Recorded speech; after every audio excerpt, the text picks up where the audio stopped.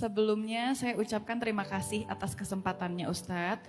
Karena jujur saya ingin bertanya tapi saya malu. Jadi begini Ustadz, saya kemarin punya pacar, sudah berjalan 3 tahun.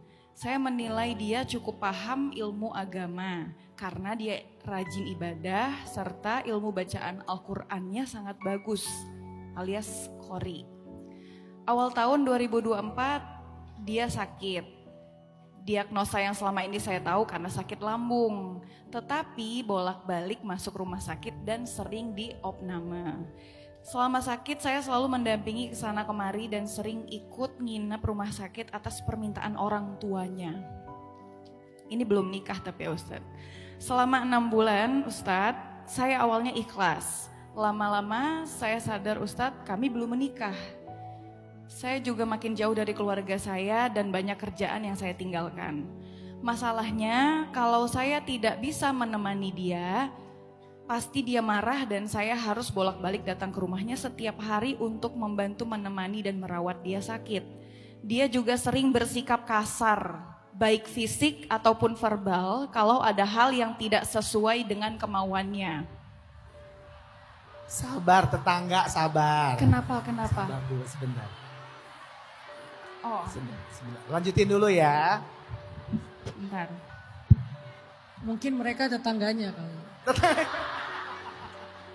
Oke. Kemudian Dia sering bersikap kasar, baik fisik ataupun verbal kalau ada hal yang tidak sesuai dengan kemauannya. Contoh saya pernah dimaki dan dimarahi karena telat ambil nasi makan siangnya.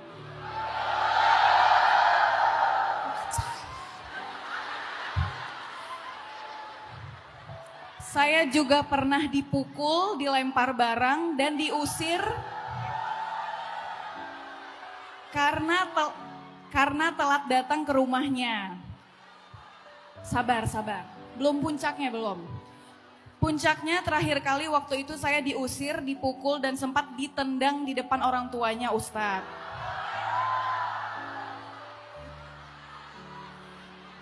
Setelah itu saya langsung memutuskan untuk pergi dan gak balik lagi karena saya capek.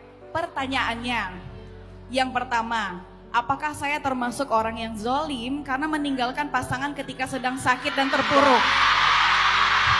Hey, yang ditanya Ustaz. Yang ditanya Ustaz tapi sabar. Anda Ustazah Solehah.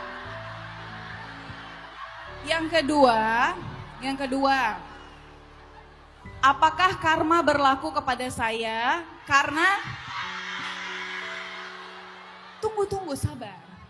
Ya, apakah karma berlaku kepada saya Ustadz karena dia selalu mendoakan hal-hal buruk kepada saya? Ustadz. Yang ketiga, bantulah saya dengan doa ya Ustadz, semoga saya dipertemukan dengan jodoh atau calon suami yang jauh lebih baik. Amin. Yang bisa menghargai dan memberi dukungan hidup dunia dan akhirat. Coba marah. Aduh.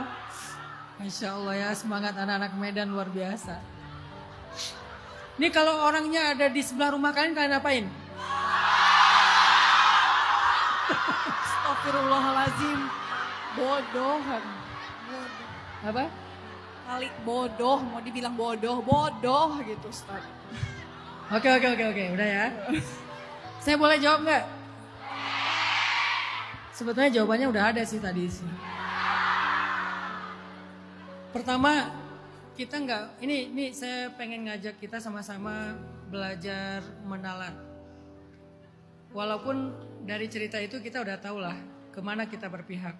Tapi boleh nggak kita jadikan sebuah perilaku ketika kita mendengar, membaca, menonton sebuah berita, jangan buru-buru menyimpulkan. Itulah kenapa kita sering terjebak dalam konflik di sosial media, gampang banget menyimpulkan hanya dari komen. Kan kalau ada berita di TikTok tuh susah nyari informasinya kecuali di komen kan? Kecelakaan gak ada keterangan di mana. Baca komen, oh. Sekarang bukan saya menuduh Mbak C, bukan. Tapi ini lagi menjadikan ini sebagai sebuah inspirasi aja untuk berpikir. Sekarang banyak banget loh modus kejahatan itu dengan playing victim. Karena kita tuh dikelilingi oleh orang-orang NPD kan. NPD itu gimana cara kerjanya? Modusnya tiga. Love bombing, manipulatif, playing victim. Di awal dia kayak baik banget, di tengah dia mulai manipulasi, nanti kalau ketahuan playing victim. Pura-pura ketabrak lah di jalan, kan ramai sekarang. Pura-pura ketabrak, udah gitu teriak-teriak, wah tabrak lari. Coba kalau kita pakai pola pikir kayak tadi, gampang banget kepancing. Gak mau menalar dulu masalahnya di mana. Akhirnya kita main hakim sendiri. Anak muda, Gen Z, Gen Alpha, atau Gen saya, Gen milenial, kita udah gak boleh lagi main hakim sendiri. Karena takutnya kita jadi salah korban. Orang yang diteriakin maling belum tentu maling. Orang yang diteriakin tabrak lari belum tentu tabrak lari. Jangan-jangan dia korban NPD tadi. Balik lagi ke cerita tadi. Saya belum mendengar versi cowoknya.